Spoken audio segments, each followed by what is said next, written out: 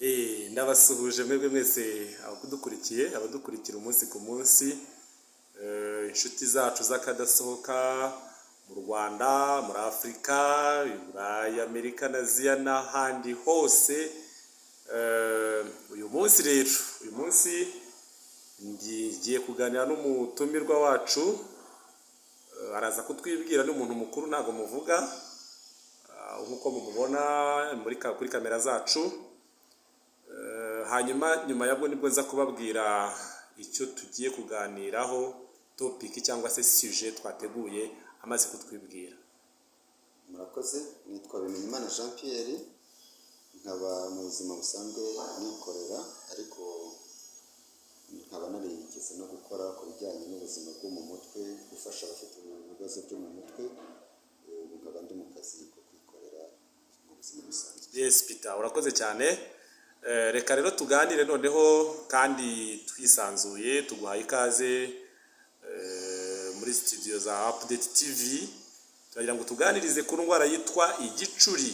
Benshi bayivugaho byinshi bitandukanye, ariko ubwo uri imbere yacu uraza kudufasha kudusobanurira ndetse n'abakunzi bacu basobanukirwe kuri byinshi. Yego, murakoze. Igicuri ni imwe mu ndwara zitamenyerewe cyane, abenshi batinya, ariko ni indwara ifata igice cy'ubwonko. Ushobora kuba ari igice kimwe cyangwa igice cy'ubwonko bwose, igafata uturemangingo tw'ubwonko, aribyo bita imyakura cyangwa nefone. Ni indwara rero abantu batamenyereye, ariko ishobora gufata umuntu uwo ari we wese, yaba umuto yaba umukuru, yaba ukize cyangwa ukennye, umunyeshuri cyangwa uwiga. Peter, dufashe, nta kibazo, urakoze cyane. Reka manze ngushimire ko udufashe. Njyewe impamvu nateguye kino kiganiro ku ndwara yitwa igicuri, nagiye numva byinshi bitandukanye. Ndagira ngo udufashe nk'umuntu ubifitemo uburambe, bunararibonye, nk'umuntu wakoze mu byerekeranye n'iyo domene. Benshi bavuga ngo sinzi indwara, ngo ni amadayimoni, indwara y'igicuri ngo ni amadayimoni, ubundi ngo docteur, ibintu byinshi bayivugaho. Ariko uyu munsi ndashaka ko tugaruka ku kintu numvise mu makuru, numvise avuga ngo umusuzi waba uri umwe mu bitera igicuri. Bihurira hehe? Gerageza ubihuze n'ibyo bita amadayimoni n'indwara yabisanzwe, utubwire itandukanyirizo cyangwa utubwire ukuri nyawo. Yego, nibyo koko, ibyo biravugwa kenshi, no kwa muganga twahuraga nabyo, kandi n'abari kwa muganga bari mu kazi bahura nabyo.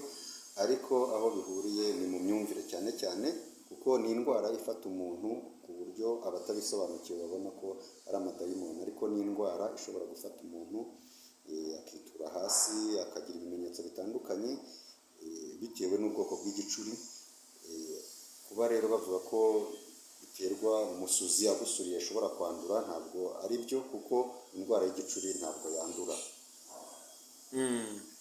Okay, urakoze cyane. Nge ndifuza ko tuzategura ikiganiro kirambuye kuri iyi ndwara, ukayisobanurira abantu benshi cyane barimo abakunzi bacu bagiye babaza ibyo bibazo.